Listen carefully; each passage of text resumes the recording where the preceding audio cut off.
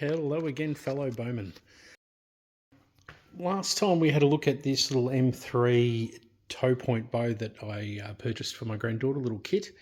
And so I've been having a bit of a look at the actual bow itself, checking things like cam lane. There was a little bit of cam lane, so I needed to do a little bit of adjustment with the side of the cables here. Just like tension up one side, put a twist or two in one side to pull the cam straight so that to take the cam lean out of it. The other thing I found was that the timing on it was absolutely deplorable. It was like nowhere near. It was a good almost 2 inches out. So I had to play with the cables, put twist in one end, take twist out of the other.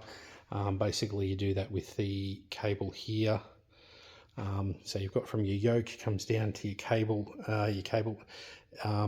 You either add or remove twist in order to either advance or retard the actual cam timing. I've now had to play with that and I've got it to the point where the cams are now in time. I used my bow square and found the actual correct knocking point so that when your arrow sits straight through the burger hole, it's level.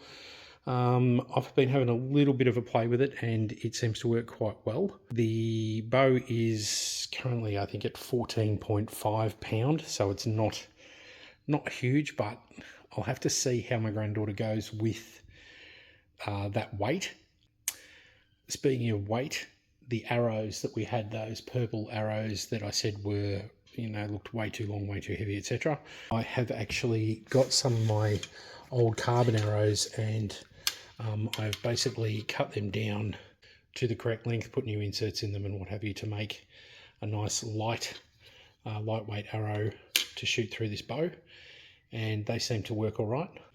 So what we're going to do is I'll grab one of the old arrows, we'll weigh it, see what its grain weight is in comparison to these. Then we'll maybe try giving the bow a little test shot and see how it shoots, see if we can try and get it maybe close to being usable for her before she has her first crack with it, because you know what kids are like. If they miss the target, then they can soon throw their hands in the air and go, oh, no, too hard.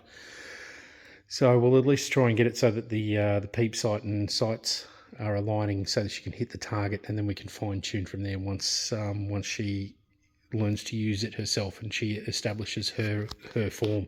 I'll grab the scales out and we'll check these arrows and see where they're at.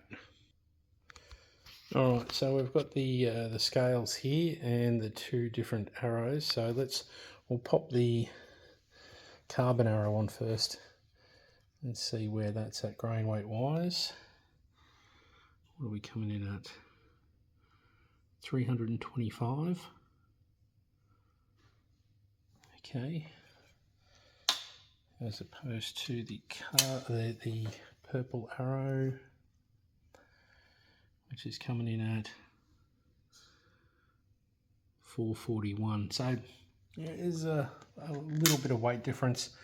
Obviously every little bit helps, especially with a lesser poundage bow. But let's set the bow up, set the target up, and we'll throw a couple of arrows through it and see how we go. All right, so to start with, we're going to shoot from 8 yards, just to see where it's at. Now, the tricky point with this part with this is going to be that it's a left-handed bow, and I'm right-handed. I've not used a left-handed bow before, so this is going to feel a little strange. I'm trying to replicate the shooting conditions as best I can, so I'm going to kneel in order to take these shots. I still want to make a few little changes. I want to put a proper whisker biscuit on this, which I have ordered, as opposed to this pretty crappy one that's on at the moment.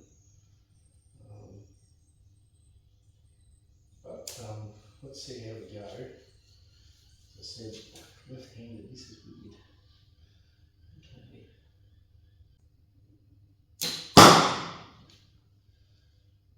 Okay. Hit quite well. It's height-wise not bad. Left to right, it's a little bit right. But let's try another, see how we go.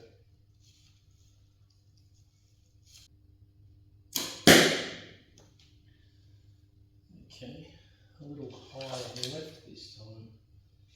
Of course, my form could be completely all over the shop because I'm trying to shoot left-handed and I have no set anchor point or what have you at the moment, so it's a bit all over the place. And I could be talking the bow or anything, God knows. Okay. Okay, that one's back over next to the one on the left, so a little high on left. Let's throw this fourth one down, see where it lands in comparison, and then we can work out if we need to adjust sights or what have you.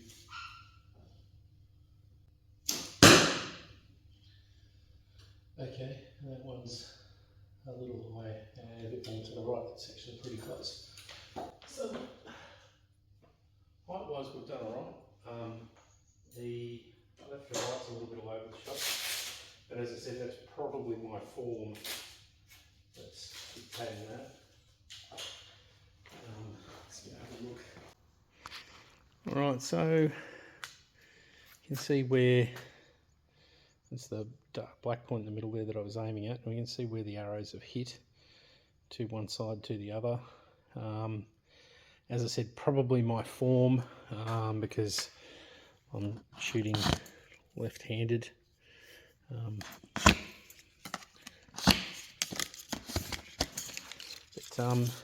Yeah, look, they hit the target and stick in all right. Like, they do pretty good considering it's a little youth bow. This particular bow, target bag is basically a cardboard lined, what we call a candy stripe bag, then just stuffed with old clothing, like just old t-shirts, dresses, whatever that we've had that we were going to throw out or use for rags. Just got all the ones without zippers, etc., and throw them into a cardboard lined candy bag, and that seems to stop the arrows pretty well. So all right, let's go wrap up. Okay, so the little M3 bow, youth bow by Topoint. Overall, not a bad little bow, especially for the little ones, like as a starting bow. It seems to shoot quite well. There'll need to be a little bit more practice, etc. But this is the kit that you get. You basically, there's the release aid, a couple of targets, instruction manual, a wrist strap, Allen key set, arm guard, some grip tape for the hand grip if you want to use it. It does come with half a dozen fiberglass arrows, as we saw, a stabilizer sight, a whisker biscuit type rest, and the bow itself. And yeah, look, its construction's quite well, functionality is pretty good. It's got a little peep sight in it, etc., which works. I put a little sight light on it just so that you can get a bit of a glow to the pins, if you like. I think for short range shooting, like your 10, maximum 15 yards, I reckon it would be suitable. Poundage wise, I could probably get a little bit more out of it if I wanted to. If I did twist up the cables a little bit, you can put a couple of additional twists in your cables and that will increase the poundage a little bit. But I'm going to have to check with the granddaughter and see just where her strength is at as far as what weight she can draw. As I said, at the moment it's sitting on 14.2 pound or 14.5, I believe. Yeah, look, it's a good little kit. I will pop a link up in the description of the video so that you can see where I purchased it from. It was via Alibaba. Alibaba, there is a site that puts you in touch with manufacturers overseas, and then I'll see if I can find the actual manufacturer that I ended up ordering it through. But look, there are multiple ones around selling them for similar prices. I think this worked out to be around the $220, including shipping, by the time I paid for it all. But you might be able to get it a little bit cheaper if you're wanting just a right-handed bow and any of the other colors available. But I specifically wanted purple, and I specifically wanted a left-handed bow. So I had to pay a little bit extra in order to get that and go direct to a manufacturer. So well, I hope you enjoyed the video. There's going to be more coming. I've got next video I'm actually looking at doing is I am going to purchase the cheapest half decent looking bow that I can find off Amazon, and see if that can be actually tuned and turned into a half decent bow for either target or hunting purposes. So stay tuned for that one.